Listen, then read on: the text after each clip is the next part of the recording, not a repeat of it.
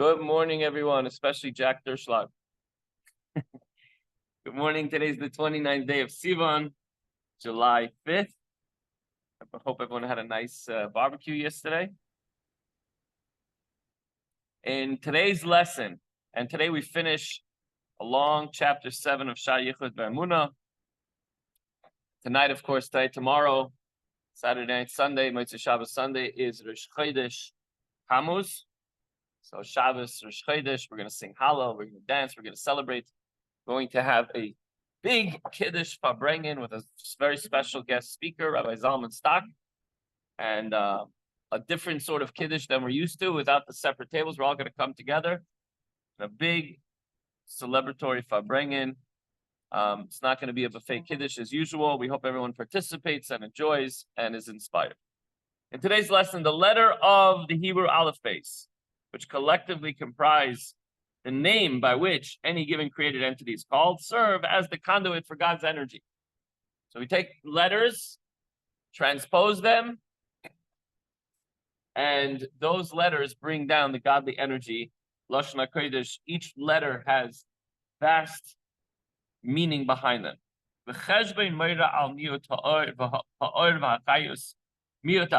numerical value, even when it is not calculated through substitutions and transpositions of letters, it's not necessarily up to us to start making cheshbonos on what the number is and how it corresponds to something else, but it indicates the progressive diminution.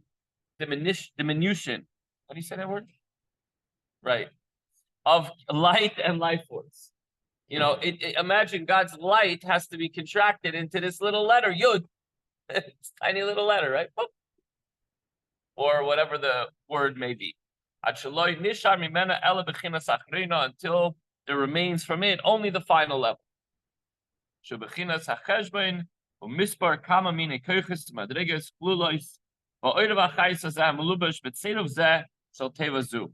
Finally, when it gets contracted and put into this particular letter, it's the sum and number of kinds of powers and grades contained in the light and life force invested in that particular letter combination of that particular word.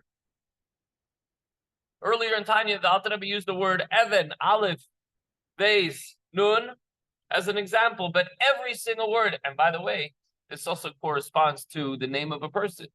It touches his soul. A person reacts to the name.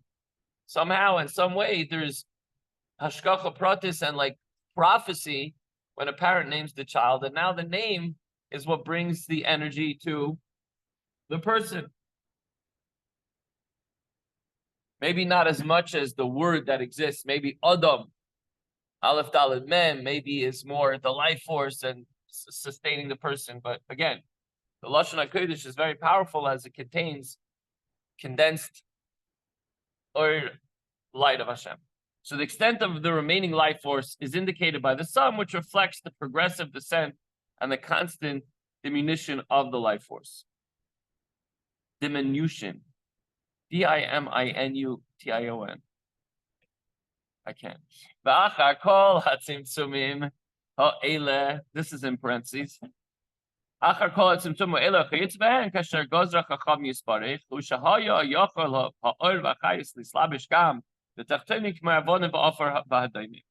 It is only after all these contractions that Hashem goes through, the light of Hashem goes through, and others like them, as God's wisdom has ordained, that the life force could invest itself even in the lower created beings. Without these contractions, the light would be too great.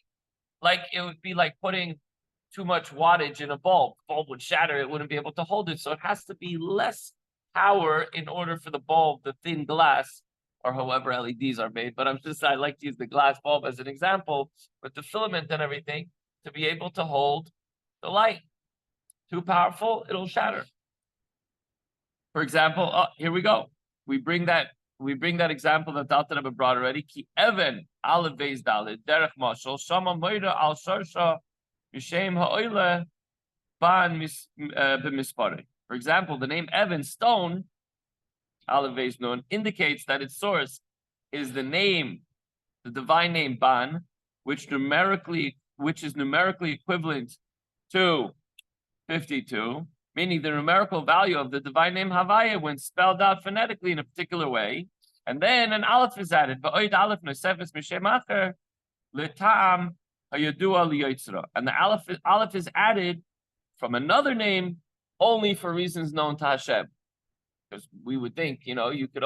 Why do you need the aleph also? Just ban from the name Havaya. So Hashem has his own way of calculating. We don't know why the chair was given the name Kisei and floor and sky and sun and all these other names that are sustaining those things. Hashem knows. Hine Shem ban ba'atzmai the name ban Beis Nun itself relates to very high worlds, right?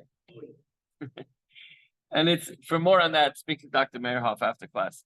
And in its pristine state, it can in no way serve as the source of the physical stone. So there had to be many contractions, powerful contractions, degree by degree. The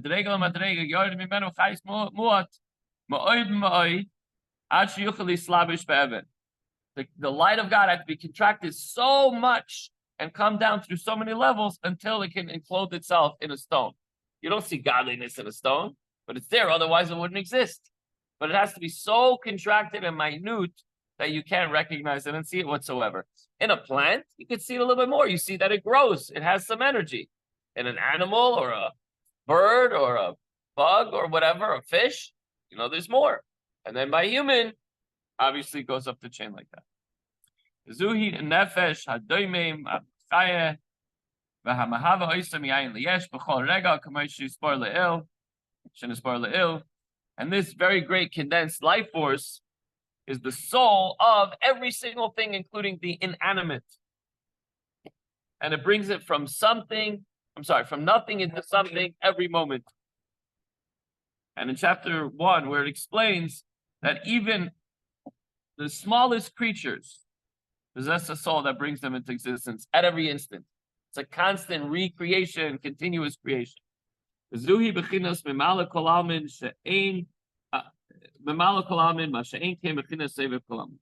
this greatly condensed life force is the level of the Malakalaman that God permeates and fills the world in every nook and cranny. We don't see it, okay? Because it had to be condensed and contracted in such a way that we won't be able to see it, but it's there. And the more we think about it, we know it's there, otherwise it wouldn't exist. And that's opposed to the Soivev Kolalmin. Soivev Kolalmin like surrounds. We always use the word like Sivivon, like a dreidel, because it goes around and around. So God obviously surrounds the world, permeates the world. So these are the two different things. So in summary, the life force is capable of creating worlds that are both infinite in quality and in quantity. But finite beings are created only when that life force garbs itself in the letters of the Lashon HaKodesh, the holy language that Hashem created, Aleph Beis, in order to create each thing. And then he transpositions the letters of the 10 utterances and in their numerical values. Kol koyach u'madrega yochol livroi beruim kefi bechinas madrega zu. Gam kein le'ein kates v'tachlis k'mehusam ve'echusam la'achayis adeyad. Each power and grade of the life force, after it's descended and gone through all these contractions, would be able to create according to its own level. If it's not contracted as much, it'll be able to create living creatures. If it's contracted much, much more, it's able to create the smallest pebble or piece of dust and give it life.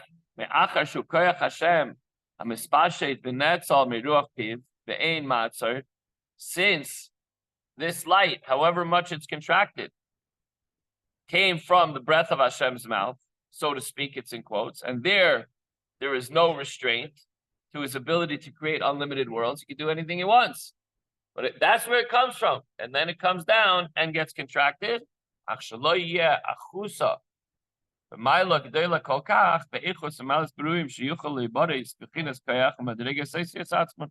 Their quality, however, would not be on a level as high as the quality and level of the creatures which could be created from the power and degree of the letters themselves. Meaning, the created beings resulting from the transpositions of letters, and surely from the molecular value of letters, would be inferior to the beings that could be created from the letters themselves. What are those? Malachim, spiritual creations above. There's obviously different levels that are created. Some could be created, maybe it's the neshama of a yid, comes directly from Pi Hashem, the Yipach Pap of Nishmas Chaim. God breathed into us the breath of life. Doesn't seem like there's much contraction or condensation there. Is that the right way to say it? Condensing. Not condensation, like the air conditioner. But I think it would work, right?